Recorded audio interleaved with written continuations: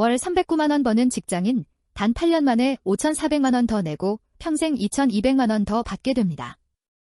국민연금 개혁이 18년 만에 이루어졌는데 정말 당신에게 이득일까요? 실제 금액으로 따져보니 충격적인 사실이 드러났습니다. 안녕하세요. 소소하지만 담백한 복지 이야기를 전해드리는 소담이입니다. 오늘은 최근 여야가 18년 만에 극적으로 합의한 국민연금 개혁안에 대해 알아보려고 합니다. 더 내고 더 받는 이 개혁안이 실제로 우리 주머니에 어떤 영향을 미칠지, 특히 20에서 30대 청년들에게는 어떤 의미가 있을지 쉽게 풀어드릴게요. 시작하기 전에 이 영상이 도움이 되실 것 같다면 좋아요와 구독 한 번씩 눌러주시면 감사하겠습니다. 먼저 국민연금 개혁의 역사를 간략히 살펴보겠습니다. 국민연금은 1988년 처음 도입될 때 적게 내고 많이 받는 구조로 설계됐습니다. 당시 보험료율은 3%의 소득대체율은 무려 70%였죠. 이후 1998년 1차 개혁으로 보험료율이 9%로 올라가고 소득대체율은 60%로 낮아졌습니다.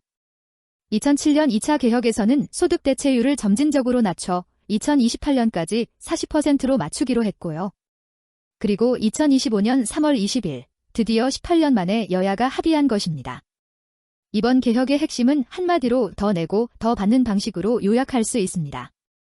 보험료율은 현행 9%에서 13%로 올라갑니다. 하지만 한 번에 올리면 부담이 크니 단계적으로 인상됩니다.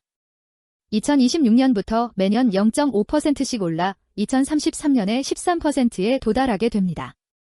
소득대체율은 40%에서 43%로 올라가고요. 이건 내년부터 바로 적용됩니다. 이해하기 쉽게 실제 숫자로 설명해 드리겠습니다.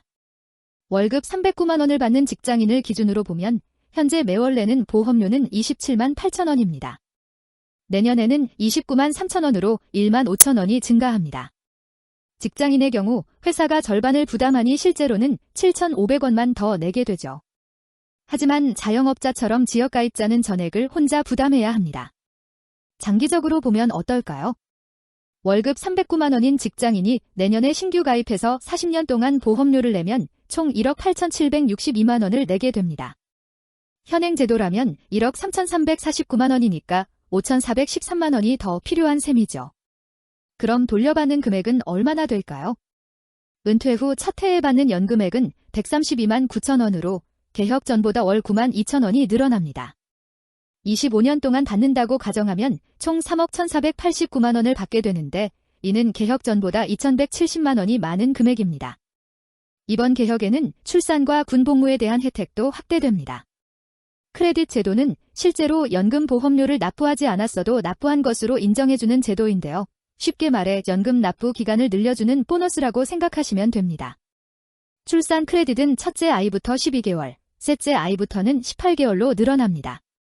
즉, 아이를 낳고 키우느라 경제활동을 못했더라도 그 기간 동안 연금을 납부한 것으로 쳐준다는 의미죠.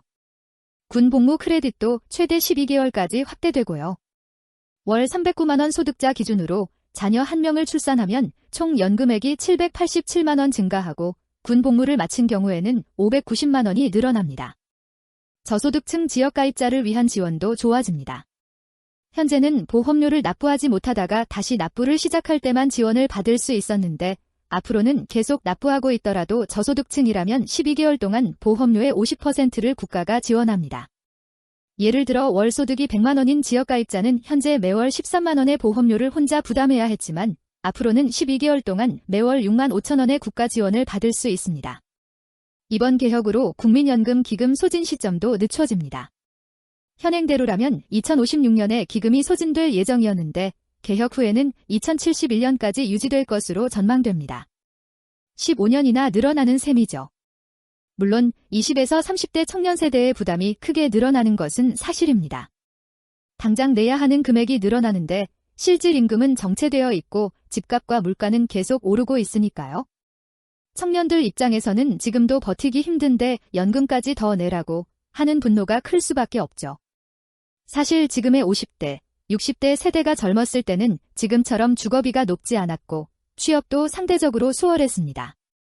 하지만 지금 청년들은 이번 생엔 집 사기 힘들 것 같다고 말하는 시대를 살고 있습니다. 그런 상황에서 미래를 위해 더 많은 돈을 내라고 하니 과연 우리 자녀 세대에게 공정한 걸까요? 정부와 정치권은 미래의 안정적인 노후를 말하지만 많은 청년들은 그 미래의 연금을 제대로 받을 수 있을지 의문을 품고 있습니다. 특히 지금 2025년 기준으로 30대인 사람들이 은퇴할 때쯤이면 기금이 고갈되는 시기와 맞물리게 되니 결국 우리 세대는 많이 내고 제대로 못 받는 것 아니냐는 불신이 큽니다. 기성세대가 누린 혜택의 대가를 다음 세대가 치르게 하는 건 아닌지 한 번쯤 생각해 볼 필요가 있습니다. 지금의 50대, 60대는 상대적으로 적은 보험료로 더 많은 혜택을 받는 구조였지만 청년들은 더 많이 내고도 제도가 지속될지 확신할 수 없는 상황이니까요.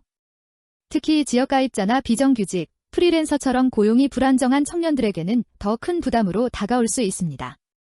회사가 절반을 부담해주는 직장인과 달리 이들은 보험료 전액을 스스로 내야 하니까요. 이번 개혁이 세대 간 형평성 문제를 완전히 해결했다고 보기는 어렵습니다. 어쩌면 기성세대가 젊은 세대에게 너무 많은 짐을 떠넘기고 있는 건 아닐까요? 자식 세대, 손주 세대의 미래를 위해 좀 더 부담을 나눠야 하지 않을까 하는 생각이 듭니다. 정리해보자면 이번 국민연금 개혁은 당장의 부담 증가는 확실한데 미래의 혜택은 불확실하다는 점에서 청년 세대의 불만이 큽니다. 더 내고 더 받는다고 하지만 과연 그 약속이 지켜질지, 그리고 그 혜택이 지금의 희생을 상쇄할 만큼 충분할지는 여전히 의문으로 남아 있습니다. 여러분은 이번 연금 개혁에 대해 어떻게 생각하시나요? 댓글로 여러분의 생각을 나눠주세요. 그리고 앞으로도 소담이와 함께 소소하지만 담백한 복지 이야기 함께 해주시면 감사하겠습니다. 좋아요와 구독 눌러주시고 오늘도 행복한 하루 되세요.